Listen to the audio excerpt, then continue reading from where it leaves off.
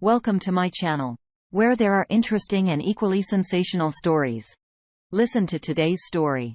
We all know that, and sometimes it really kicks you when you're already down. Today on Our Space, ROP really tries to make lemonade out of all the lemons he's been handed, including his sour eggs. But before we get started, I wanted to announce that today's video is sponsored by all of you. Your continued viewership makes this all possible. So if you want to take your support further, consider becoming a channel member for $4.99 a month. You'll get access to some of these fun new emojis and badges when you comment, and we make it a priority to respond to each and every one of our members' comments. Overall, it's a great way to support the channel since we currently rely on YouTube ads for revenue. And even if you were to watch all of videos on our channel, it still wouldn't even amount to 1 month of your $4.99 membership support. Thank you again for your continued support of the channel. Now, back to the video. Wife left me when I got handicapped 12 years later, begs me for mercy. Hi. I'm Jason. Mayo 47. I want to share my life incident here to get some advice. This goes back to 12 years ago when I was married to Susan, my first wife. I was married for 7 years with 2 children. Laura and Lucas. They were 5 and 3 then. We were leading a regular life until one fateful day. One morning when I was driving to my office, a speeding vehicle from the opposite direction rammed into my car. The next I remember waking up on a hospital bed covered in bandages and plasters. The nurse informed me that I had woken up after 2 days in a coma. I held my doctor's hand and thanked him for saving my life. I was grateful for the new life, but little did I know about the disaster that was about to unfold. After a week of my treatment, my doctor informed me that my lower body was paralyzed, and I might never be able to walk again. I was shattered. Susan broke down at this news. It was evidently difficult for her because she had to manage the house and the children in all aspects. I fell into depression, unable to comprehend my life in a wheelchair. I spent my day staring at the empty walls of my hospital rooms, cursing how my life turned upside down. I dreaded how I would never be able to play soccer with my children, how I would never be able to dance with my wife, and I would never be able to be free again. To add to my miserable life, Susan stopped visiting me. In the initial days of my stay, she brought the children thrice a week. The moms I spent with my family were the only ones I lived for, but as the days passed, her visits became scarce. I pleaded with her to get the children to visit me, but she would say that the children didn't want to meet me so often. I felt hopeless. Then one day, she handed me the divorce paper saying, "I definitely can't spend my life with a handicapped man. I'm still young and desirable. I deserve a normal man." I would be lying to say that it didn't sense that coming. I sniffed the upcoming separation when she started giving cold shoulders to me, but I didn't expect that to be so soon. A month after my accident, some of my friends informed me that they had seen Susan lording around hand in hand with a middle-aged man, probably someone in his 50s, in the cafes and malls during the evenings and on weekends.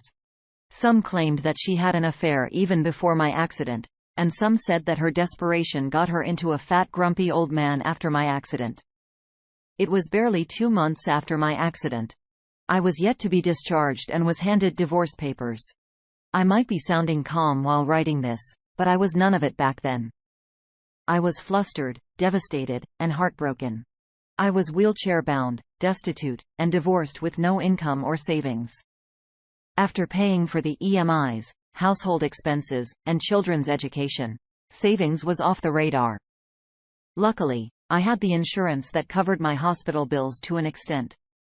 I had to liquidate my savings for the remaining expenses, so in the end, I was left with nothing. I wanted to yell, smack my head against the wall, and curse my fate. I don't know how I upheld myself back then, but something inside kept me sane, probably the fire of taking revenge. After being discharged, I shifted to my parents' house. I was 35, divorced with no income, and dependent on my old mother, physically and financially. My mother was a florist. She ran a small shop in the suburbs. The little income from the shop and the pension money kept her expenses afloat. But that limited resources, she offered to support me. It was the most troubling feeling for a 35-year-old man to depend on her old mother. Soon after my discharge, I went to meet my children. When I reached my house, it was locked. The neighbors told me Susan had shifted to her lover's house with the children. According to my neighbors, Susan's lover was a fatal man who had been divorced but was filthy rich and had no children. Some even labeled Susan a gold digger and cheapster, to sleep with a grumpy old man for his fortune. I managed to get the address of her boyfriend and reached his house.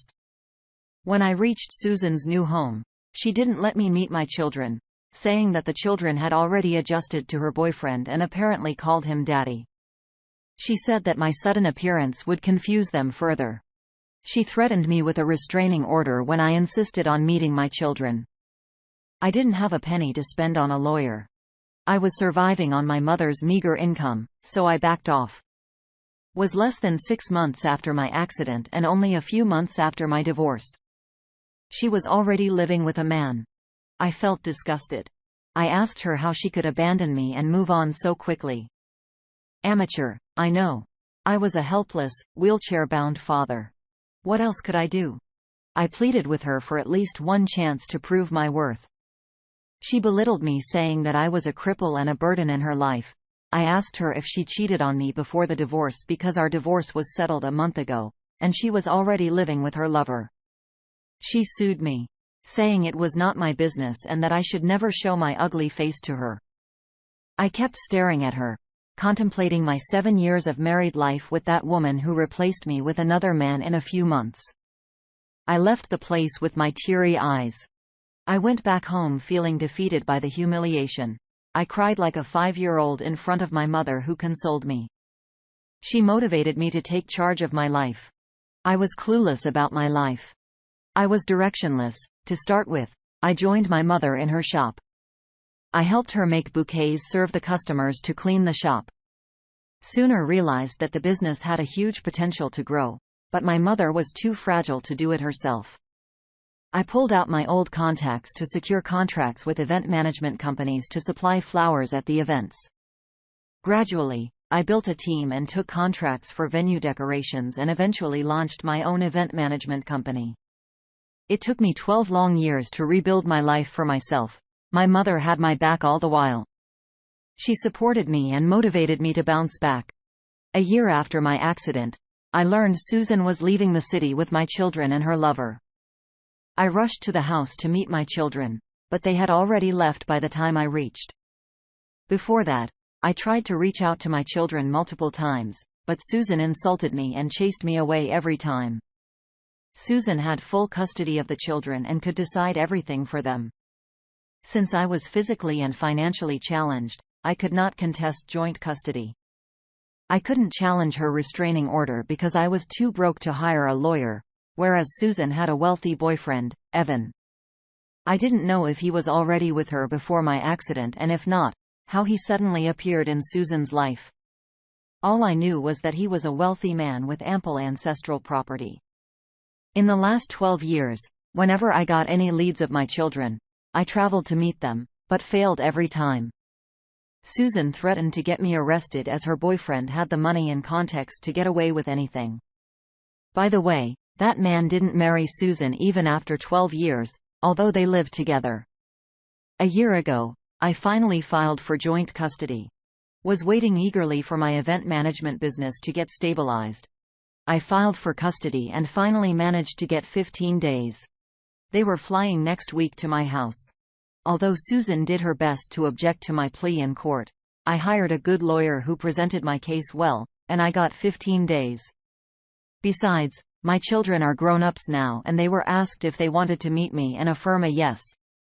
I know I can't compensate for the last 12 years, but I wish to spend quality time with my children. As the time is nearing, I'm feeling nervous and delighted at the same time. They're 17-15 now. I know teenagers are demanding these days. I hope that my children are not mean and toxic to the extreme. I don't know what story Susan has told them in the last 12 years, and should I tell them the truth about their mother? I don't know. Do you guys have any suggestions on this? How do I approach them? I'm super nervous and super excited. Let's start with the community for a couple of comments. First comment goes, "Kudos, man. You stood against all odds. Good luck." The next comment says, "I'd suggest, take it easy and go with the flow. See how the children behave with you. Let them bond with our granny. Granny's bond can help you win your children." One more comment before we go on. Don't spill the beans too soon. You'd sound desperate. See what they have for you. I'm sure your ex would have manipulated the kids to the core, so be careful if they're evil. Wow, OP. This is awful. I'm so sorry this has all happened to you. In times like these, we really should be able to turn to our partners and family for support. I'm so sorry you weren't able to have that. You got through it on your own, and you are a strong and brave man despite the cards that were dealt to you. Thankfully, you came out alive and you do have the chance to see your children again. This is something to be grateful for. They do want to meet you. So that's a very good sign. Just be yourself and soak up every moment you can with them. Update 1. Hi, all. I have quite an update. I missed 2 critical pieces of information in my original post. First, about my current wife, Amy. Yes. I remarried a beautiful woman 5 years ago. Amy is an interior designer. I met her at an event where she was designing the wedding venue, and we were providing the flowers. I was yet to start my own company at the time. It wasn't love at first sight. But we bived well. We kept meeting for such events in the next few months and became friends. She was a single mother with 3-year-old daughter. The idea of starting the event management company was hers because she worked for one of the companies for many years and had the contacts and knowledge of the business. I partnered with her to launch the business. We dated for a year before getting married. Now, we live as a happy family of 4. Amy, her daughter, Mia, my mother, and I. Her daughter was delighted to get a granny, and so was my mother. The second information was regarding accident compensation. I was hit by a speeding truck, so ideally, I should have been compensated by the logistics company owned in the truck. At that time, the company got away with paying nothing by manipulating the facts about the accident and pinning the blame on me. I could not hire a good lawyer back then, so I didn't get a penny. You know how big companies work. They pay in bonds to their attorneys to save their backs. After my marriage with Amy, she suggested that I refiled the case since we could afford a suitable lawyer. The case is still in court, but my lawyer has given us a positive hint that the judgment would come in our favor. Alright, coming back to my story. As I mentioned in my original post 3 months ago, my children were supposed to visit me after 12 years of my divorce. I was excited and nervous, but Amy calmed me down and supported me all this while. I want to pick them up from the airport.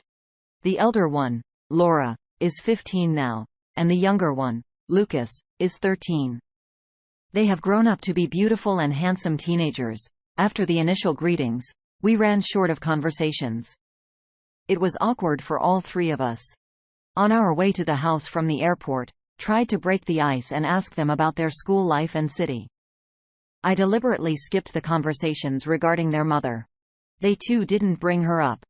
That children were unusually silent, or maybe looking for an opportunity to plug into their earphones, like any other teenager. Upon reaching home, we were welcomed by Amy. The children looked shocked as if they didn't anticipate this coming. I don't know why Amy was a surprise to them when her mother could live with another man within months of our divorce. Why can't I remarry? Amy had set up the guest room for the children. We had lunch together, and Amy laid out the vacation itinerary we had planned for the family. They gave a neutral reaction to everything. Neither were they excited, nor did they dismiss the plan. Amy and I were confused by their mixed response. They locked themselves up in their room. And soon after that, I got a call from their mother, Susan, accusing me of tricking our children. She said I'd brought the children to my house, Amy, and I can manipulate them. I felt disoriented by the behavior. She accused me of hiding the truth about my marriage. I wondered at her accusations. I hung up on her, but she persistently called me. I decided to address the elephant in the room. I called my children and asked them, what was the matter? After the initial hesitance, they spoke up. They were mad at me because it was said to them that I had abandoned them. Susan had brainwashed the children me and had filled their heads with all lies and deceit. I revealed to them the exact truth that it was not I. Their mother jumped to another man as soon as she got the opportunity. They were kids back then, yet they remember those incidents very well. I told them how Susan disappeared with them to the old man's house and how she had threatened and chased me away whenever I tried to contact them.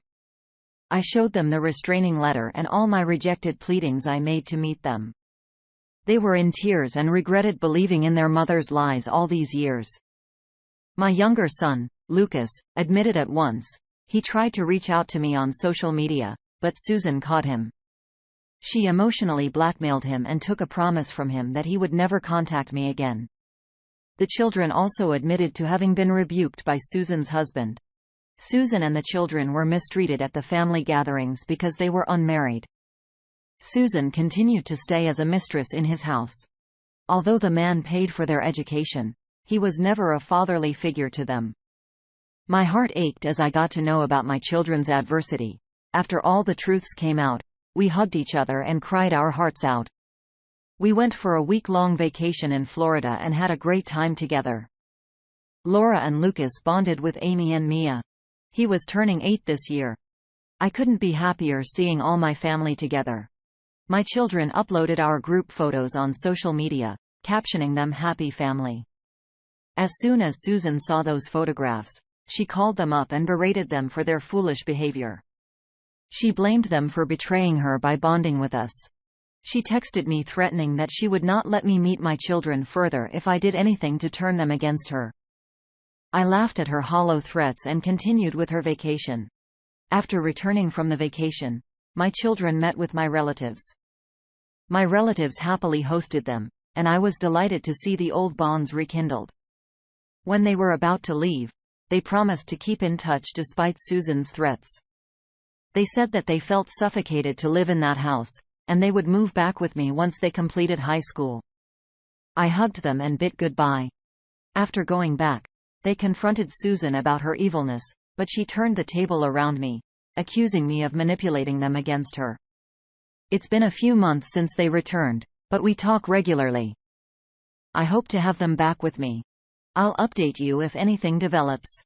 Thanks a lot. Wow. It must feel so good to have all that on the table and to be absolutely transparent with your kids. That's something that their own mother couldn't even do.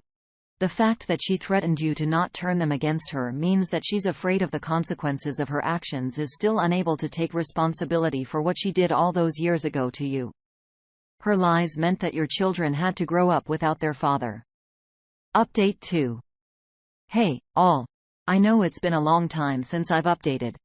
There's been a lot of drama in the last 6 months after my first meeting with my children. 3 months ago, the impending court case with the logistics company got settled. Guess what? I got a hefty compensation, not only for the accident, but for the injustices in the first trial. I'm not sure if I mentioned this. In the initial trial, the logistics company whose truck rammed into my car manipulated the case and pinned the blame on me for the accident. Hence, I was not compensated at all. I appealed it again at my wife's suggestion and won this time. I gave the news to my children and they were equally elated. They wanted to meet me, and I promised to have them back with me permanently. A month later, Susan showed up in my office. She held my hand and asked me for forgiveness. I was taken aback in her sudden sight. She admitted that after my accident, she turned desperate. She found that old man who wanted a sugar baby. I didn't know about all these terms until I Googled it on that day. The man had a horrible experiences with a younger woman, who ran away with his money after a few months. So he decided to settle with a not-so-young sugar girl, Susan, who was 32 back then. Susan had 2 children, which served as a guarantee of her loyalty. The man had stated clearly that he would not marry her and instead keep her as the mistress because he didn't want to share the inheritance with my children. Susan agreed to his terms because he promised to feed and fund their education. I asked her why she didn't get a job. She said she had never worked and was unsure if she could earn a similar lifestyle. which her lover gave her for free. She kept saying that she did everything to protect the children's future. She stood on her grounds, saying that children would have grown up in poverty if she didn't take that step. I got so annoyed at her nagging that I yelled at her, saying she could have at least given me a chance to bounce back. If she was so concerned about our children's future, she should have discussed that with me instead of jumping to conclusions and deserting me without any heads up.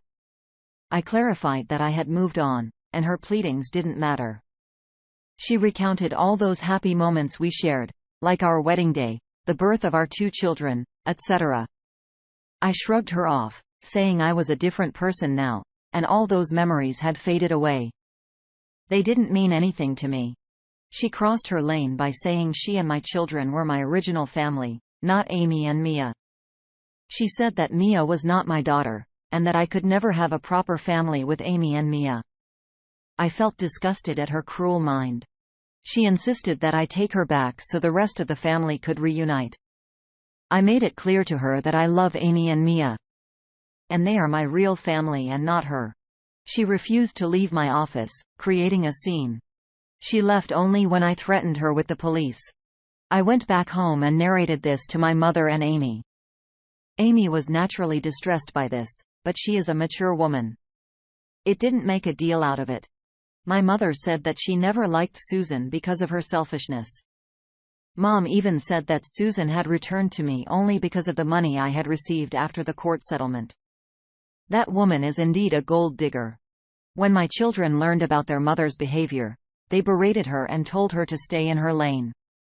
I'm not sure how her sugar daddy got to know about this incident, and he had threatened to throw her away as she tried to reach out to me the next time. I couldn't be more thankful to him. The latest update is that my children are moving in with me this month. They would stay with us briefly before I put them in a nearby college. They wanted to enjoy their college life and stay at a hostel.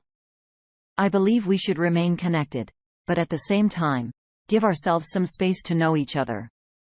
The children have abandoned Susan, and in the end, she is left with nothing but her sugar daddy. I hope she gets to enjoy the sugar until it turns sour. Let's check with the community for some comments. First up, I love the way that you take a jab at our sugar daddy thing. Susan is a freeloader who jumped to the old man when she got the opportunity. Indeed. She was cheating on you before. She got the best she deserved at the end. Another commenter had this to say. Please pass me the lawyer's contact. I know someone who is stuck in a similar court case. I love the way you want all odds. Good luck, man. It's not surprising that she came back after you were compensated with a large summons. She lost her children. She was left with nothing, just as you were. Everything finally caught up with her. Wishing you and your kids all the best. The journey ahead looks promising. What do you make of all this? Let us know in the comments below. Thank you for joining us today on our space. Be sure to like and subscribe and hit that notification bell so you don't miss out on our next video. We'd hate for you to miss it. See you next time.